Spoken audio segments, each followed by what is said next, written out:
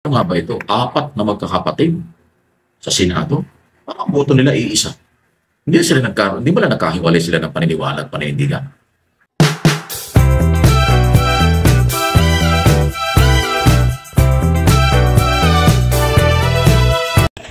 Alam ko nyo mga ibig, bigla akong naalala nung reporter pa ako sa Kongreso noong panahon ni Gloria Macapagal-Arroyo bilang Pangulo ng ating bansa. Kasi tagal ko pong reporter sa Congress. Nag-reporter din ako sa Senado, sa Malacanang, kung saan-saan ang araw. Ito po ngayon ay Senator Chis Escudero, Senate President.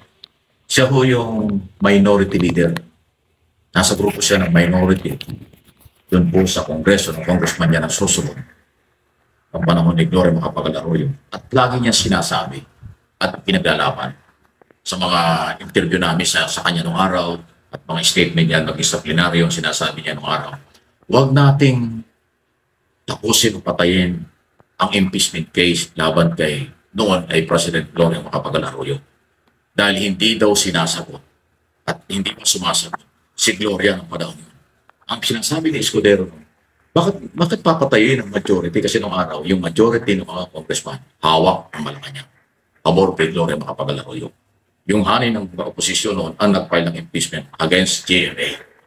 At si Escudero bilang congressman ng Sorsogon ay pumapabor sa impeachment laban kay GMA noon. Kasi nga, may mga isyong dapat daw sagutin, dapat ipaliwanag. Ang kanya sinasabi noon, huwag nating patayin ang kaso kasi hindi pa nagpapaliwanag si Gloria Macapagal-Arroyo na inireklamo sa impeachment. Ganon ang kanyang paninindigan. Ay bakit ngayon ibang-iba na? Nung siya'y maging senador at Senate President, kasama siya sa gustong pumatay ng kaso.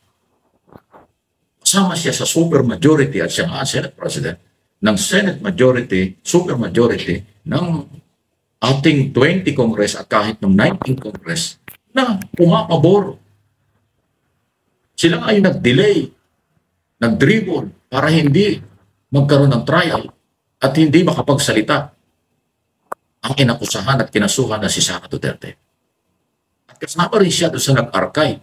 Kung nagbutuhan at nanalo yung motion na dismissal, kasama rin siya sa magdi-dismiss nang wala pang pagkakataong ibinigay para magsalita si Sara Duterte doon sa aligasyon at kanyang posibleng pag-aabuso. Ano yung pagkakaiba? Di ba? Ang laki. Tingnan nyo? Nung si Escudero ay congressman, pabor siya na huwag patayin ang kaso laban kay GMA kasi hindi pa raw nakakapagsalita. Bigyan daw ng pagkakataon si GMA na ipagtanggol ang sarili para matalakay yung issue. Bakit ngayon na siya ay senador na at Senate President, ayaw niyang pagbigyan si Sara? Gustong-gusto ni Sara Duterte na magsalita, ayaw niya. Katunayan, gusto nga nila dismissal, mabuti na, inarkay na lang. Yan si Senador Escudero. Hindi niya pwedeng idinayan. Dahil yan ang ginagawa niya nung araw. Minority po yan sa Kongreso nung araw. Matindi ang kanyang mga batikos nung kay Gloria Macapagal-Arroyo. At yan ay noong panahon ni ERA. Sila po yung tinatawag na bright boys, pabor kay ERA. Yun namang, Spice Boys, ang grupo naman ng mga batang mababatas, yun naman ang anti-ERA. Kaya nga may labanan ng araw na Spice Boys at saka Bright Boys. Si Escudero ay kasama doon sa Bright Boys ng araw na sinasabi. Ayun, kita yun. Alam ko yan dahil kasi nandun ako sa Kongreso, reporter ako ng mga panahon yun. Yan ako ngayon ang nangyayari. Pabor siya ng araw, bigyan ng pagkakataon na akusado para matinig ang panig. Bakit ngayon ayaw ibigay kay Sara? At ayaw bigyan din ng taong bayan matinig ang panig ng akusado. Ano ang pagkakaiba? Mr. Senador, bakit nagbago ka? Prinsipi ba yun? O weather lang? Or noon galit ka kay GMA? Ngayon, pumapabor ka kay Sara? Ano meron? Hindi talaga pwedeng itago ang mga nakaraan at mga record kasi kayo ay mga public official. Yung inyong prinsipyo dapat consistent. Yung inyong mga ginagawa dapat consistent. Kung pabago-bago o weather, kampihan o hindi, kakampi o kaaway o hindi, yan ang buhay ng politika sa Pilipinas. Sana hindi mahawa ang kabataan. Ano po inyong masasabi doon? Diba? Issue lang. Opinion lang. Walang personalan. Mr. Senate President. Dating congressman. Kayo senador kayo, di ba? Matatawa ka na lang talaga. Anyway, tuloy natin ang ibang issue. Ano mga senador, parang hindi na nga ako kumakatawan daw sa taong bayan. Abay, matindi. Bayan natin masisi. Ganyan na reaksyon ng tao. Parang hindi senador ng bayan, senador na lang ng Davao City. Senador na lang daw ho ng ah, isang pamilya. Ito yung isa naman. Ano ito? Bah, plunder at criminal cases ang dapat gumalaw sa Office of the Ombudsman, sa Department of Justice, para makarating sa korte laban kay Sara Duterte. Aba, ito to yan. Kasi itong impeachment, ito naman para lang matanggal sa trabaho matanggal sa posisyon Yung due process under ng ating mga batas tungkol sa korte, hindi pa ho nagsisimula.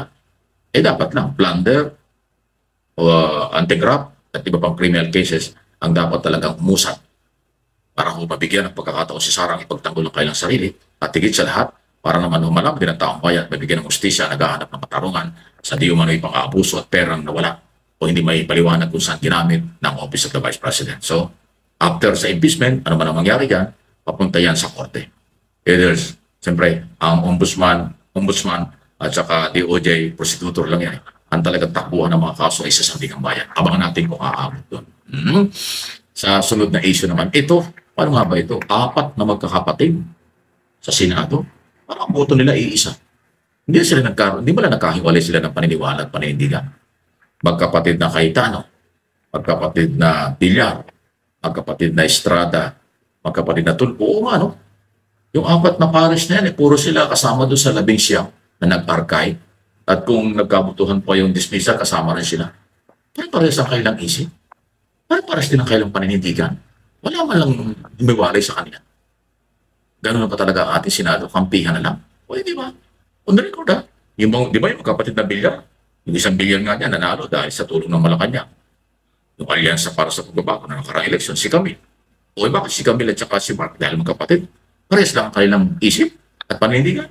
Yung Cayetano, si Pia nanalo rin senador yan noong nakaraang eleksyon lang dahil tinulungan ng Malacanang. Pero, nagsama rin magkapatid. Pabor din sa Artay.